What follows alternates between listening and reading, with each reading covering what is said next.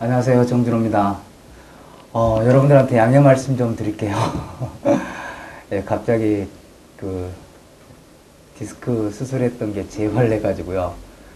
예, 뭐 어제까지만 아팠으면 아마 여러분들한테 미리 통보를 드렸을 텐데요. 예, 오늘 그 남부경찰학원에서 경찰 면접이 있었어요. 거기 4시간을 하는데 예, 기어가가지고 4시간 동안 화장실도 못 가고 아프니까 못 걸어가잖아요. 예, 강의를 마치고 지금 왔습니다. 근데 좀 몰골이 흉측하고 그래서 서서 필기하기가 좀 조금 어려운 상황이 됐고요. 또 우리 면접관 친구들한테는 아무래도 일주일 정도는 이제 입원해서 재수술을 받아야 되지 않을까. 그러면 이제 이거는 금방 끝나서요. 한 5일 정도면 끝나더라고요. 네. 근데 이 허리 디스크가 신경을 눌러줘서 그 3대 통증 중에 하나래요. 허리가 아픈 게 아니라 다리가 아파서 움직일 수가 없습니다. 여러분들 제발 아프지 마시고요. 일단 많이 죄송합니다. 일단 자기소개서에 관련된 내용들을 좀 이야기를 해보고요. 좀 상태가 좋으면 좀 자세하게 이야기하고 또 여러분들 상담 좀 받고 하려고 했는데 지금 상황이 좀 그렇게 좀 어려울 것 같아서 일단 양해 말씀을 드리고요. 지금 저희 팀장님께서 말씀하시기를 이제 단체 상담도 좋고 1대1 상담도 좋다고 강의 끝나면 전부 본관으로 오셔서 상담을 상담이 필요하면 상담을 전부 해드리겠다고 합니다. 그러니까 필요한 사항들이 있으면 본관으로 가셔서 상담을 받으시면 좋겠고요. 지금 자기소개서를 이미 지금 초안 작성해 보신 분 손 한번 들어보실래요? 없어요? 제가 그렇게 말씀드렸잖아요. 자기소개서 추석 전에 작성을 하시라고, 그 놀 때. 그래 놓고 나서 잘 작성을 해야 많은 팁을 얻어요. 그렇지 않으면 3회 대면 첨삭 같은 걸 만약에 하더라도 그렇고요. 또 여러분 스스로가 하더라도 그렇고요. 자기소개서를 뚝딱뚝딱 해갖고 하려고 하면 굉장히 어렵습니다. 그래서 긴 시간을 두고 해라. 근데 여러분들도 그렇지만 취업하는 학생들도 마찬가지예요. 그 자기소개서 하나 잘 써놓으면 나머지 쭉 써먹을 수 있는데도 불구하고 꼭 그 닥치면 뚝딱뚝딱 하려고 하니까 좀 아무래도 엉성하게 되죠. 그만큼 충실하지 않게 됩니다. 여러분이 세상에서 여러분을 가장 잘한다고 생각하지만 자기소개서 얼마나 힘든데요, 그거. 쑥스럽기도 하고 쓸말도 없는 것 같기도 하고 괜히 속 보이는 것 같기도 하고 너무 또 오버하는 거 아닌가 하는 생각도 들고 뭐 이렇죠. 예, 미리 좀 써보셨다면 어떤 점이 힘들었는지를 질문받고 시작하려고 했는데요. 그렇지 않으신 것 같아서 일단 개괄적인 얘기를 좀 드리려고 합니다. 네? 찾는데요. 예. 그래서 이제 자기소개서를 작성을 한다는 거는 다시 말해서 여러분이 이제 면접의 기초 자료를 확보하는 것이 될 뿐만 아니라 동시에 여러분의 삶을 성찰하고 여러분의 삶을 새롭게 설계하는 것이 되어야 돼요. 그래야 여러분이 면접 가서 질문을 할 때도 그렇고요. 자기소개서를 쓰는 데 있어서 당당해져요. 지금 자기소개서를 쓰라고 했을 때 여러분이 그것이 내면화 안 되면요. 여러분이 생각하는 자기소개서의 내용들이 나의 것이 아니라 내가 생각하는 이상적인 사람의 자기소개서가 되면 쓸 때도 힘들고요. 써놓고도 쑥스럽고 면접에 들어가거나 이렇게 했을 때 당당하게 대처를 못해요. 제가 늘 말씀드렸잖아요. 노스쿨 들어갔을 때 뭐 변호사 10개명이든 뭐 노스쿨 10개명이든 만들어 좀 보라고. 그래서 그거를 내면화를 해주셔야 돼요, 여러분들이.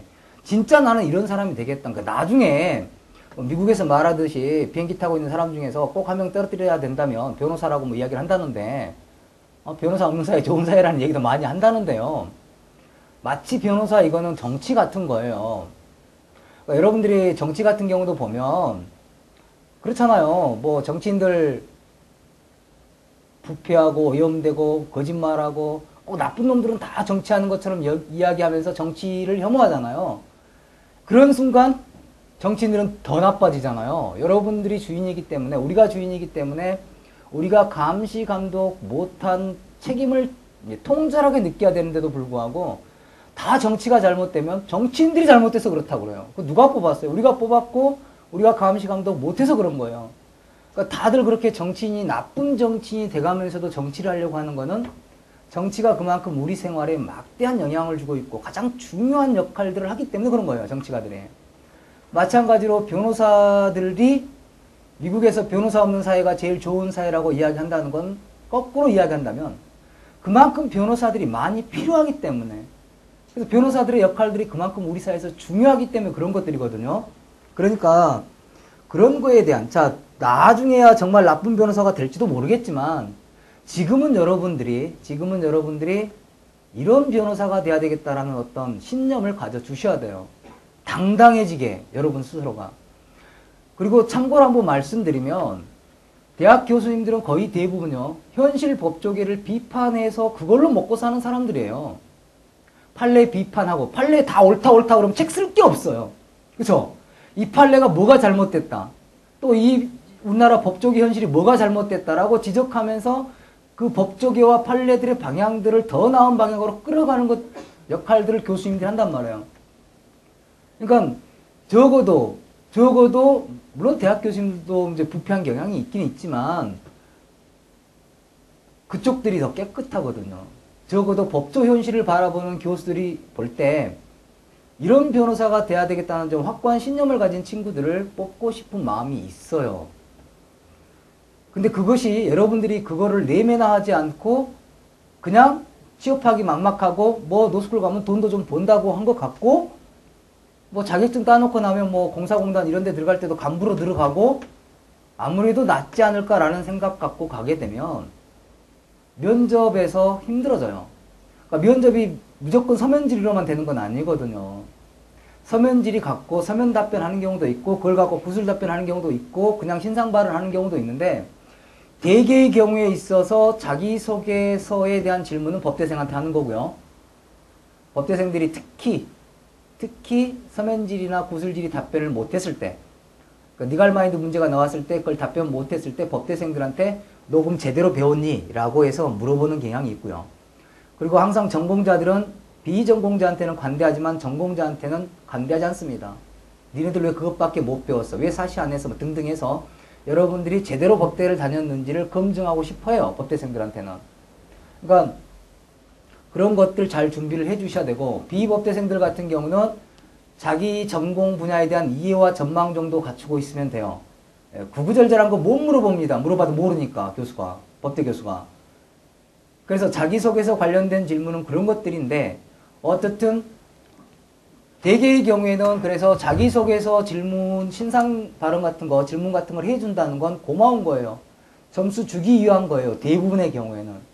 다만 법대생들의 경우에는 주려고 하는 경우도 있지만 또 이제 답변이 틀렸을 때 확인시키기 위해서, 왜 틀렸는지를 알게 하기 위해서 또는 법적 지식을 갖다가 검증하기 위해서 이렇게 물어보기도 합니다.